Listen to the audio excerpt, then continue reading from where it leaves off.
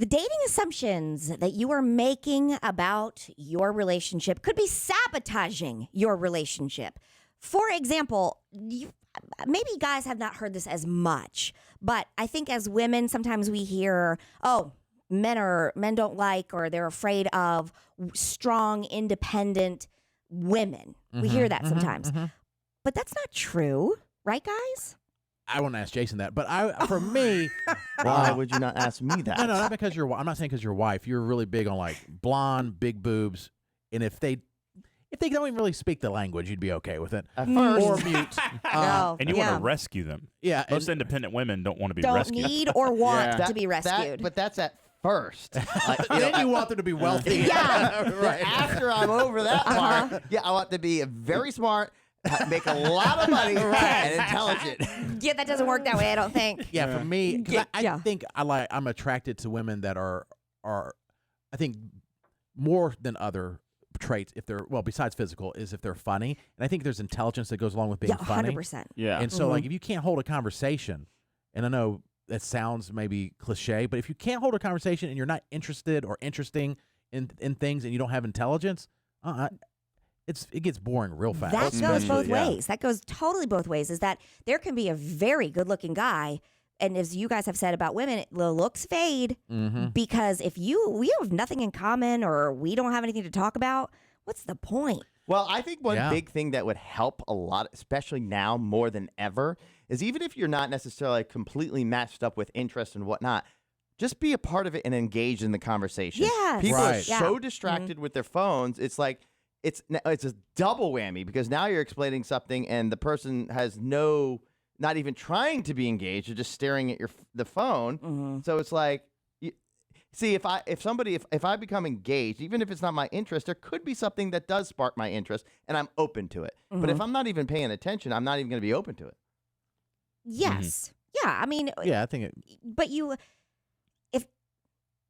trying not to be mean here. Yeah. But sometimes. Why are you doing that? I don't know, because I feel like Jason and I are getting along today, and I don't want to ruin this. But do what's best for Jason, the show. Okay. Screw feelings. Sometimes Jason. I was following along with what you're saying, but it has been my own experience, not that I'm projecting on you. I'm going to co-sign. I think I know what Katie's going to say. Is that if Jason doesn't care about what you're talking about, he will not listen to you. Yeah, No. but lately I've been trying to pretend more. Just pretend. Fake it till you make it, baby. And I get it. We all have different paths and different things, different interests, and there's certain things that like maybe Katie was into 5 years ago, then I got into it, and then I feel like I talked to Katie more about it because now I'm into it. And I'm guilty, like with Yellowstone and with we, Game of Thrones. we yes. say it, but Jason's like, have you heard of this person named Jesus Christ? Jesus like resurrected. And I'm like, I've been a Christian my whole life, but sure.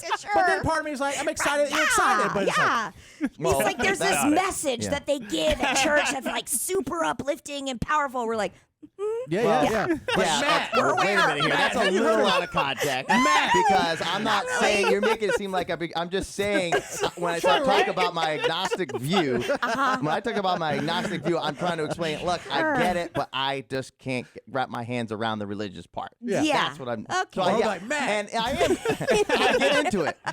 And when something comes my way, there's something that clicks, and all of a sudden, just as passionate as you are about things you're into, you are just as unpassionate when other people are into it and you don't care about it. Yeah, like seriously, I can't even tell you the number of times that I really try when Jason's going on about whatever it is you're excited about in the moment. I make whatever it is. Yeah. I make eye contact.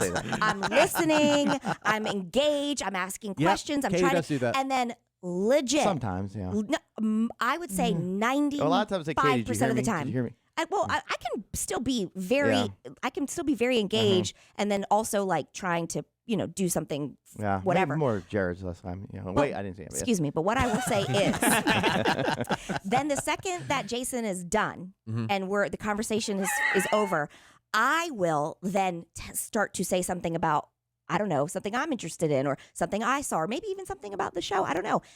Jason immediately goes to his phone and doesn't look at me, doesn't ask questions. He just says, or then I'll go, Nothing I said was funny. Nothing. Then they're like, Jared, you see this meme? Yes, And I'm like, like, Katie. did anybody just hear anything I just said? Jason is like I can having a do that. conversation. I would equate it to a woman having sex with a very selfish man.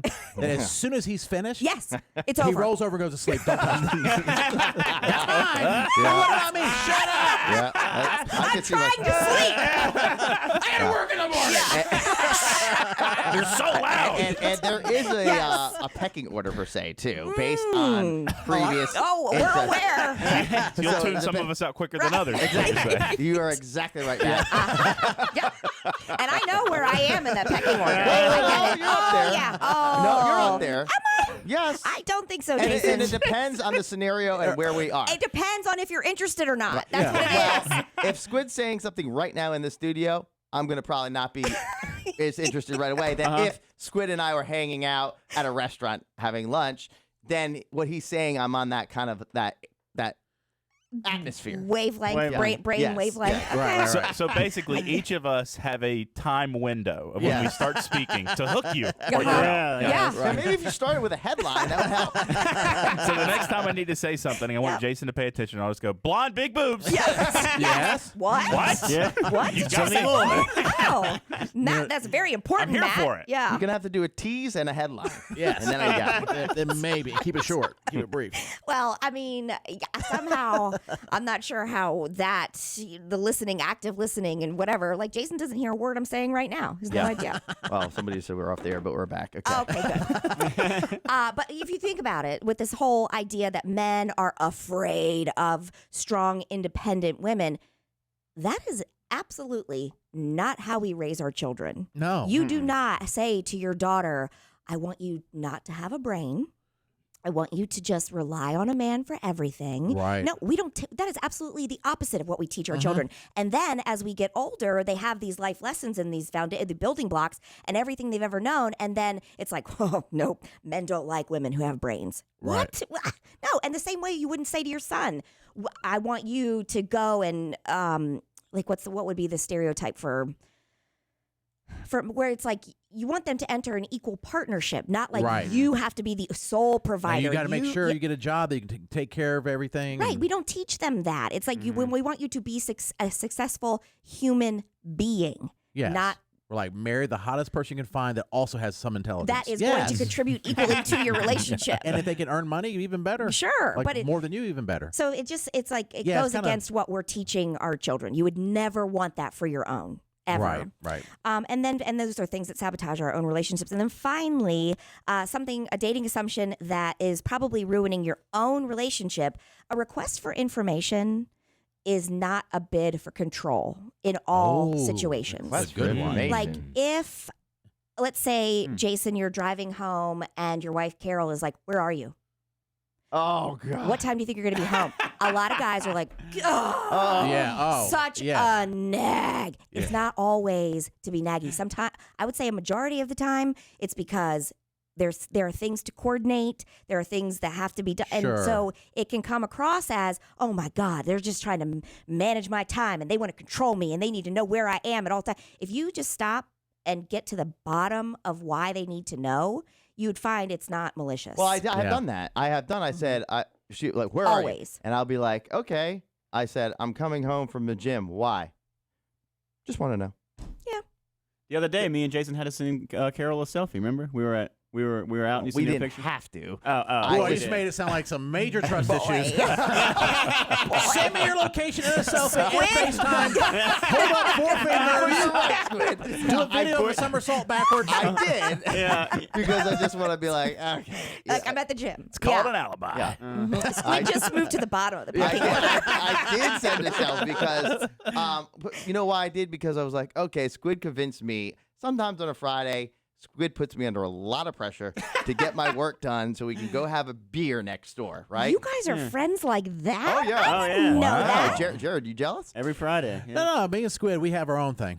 I'm glad you have your thing. Okay, Me and Squid have fine. our own thing. So anyways, And sometimes all three of us meet out, and it's like the universe is about to collapse. Yeah, Yeah. very rare. It's but like, Family Guy and Simpsons having the same episode. Crossover. that would be very rare when we do meet out. It is rare. And when me and when we went out, the next thing you know, Tripper came over, and it was like, okay, well, I kind of said, Getting less I'm, cool. if I'm going to be home usually outta at a here. certain time every night, Yeah. and all of a sudden it's going to be later, and then I didn't realize it. I'm like, ooh, well, I don't know. I just felt like I'm going to take a picture of this so you know who I'm hanging out with, so you don't have to be threatened, and then say. Because have it's all just these- Tripper and Squid.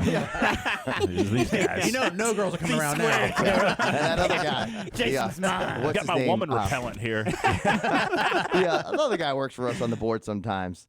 Once I get him in the picture too, we're all. Oh, it was David. Oh, yeah, Oh, David. David. Yeah. Oh, yeah. It's like, Yeah. BB Shay? Yeah. No. Yeah, okay. you're definitely like trying to make sure it's only guys or whatever restaurant or bar you're at. Yes. The women are just running out. Oh, my.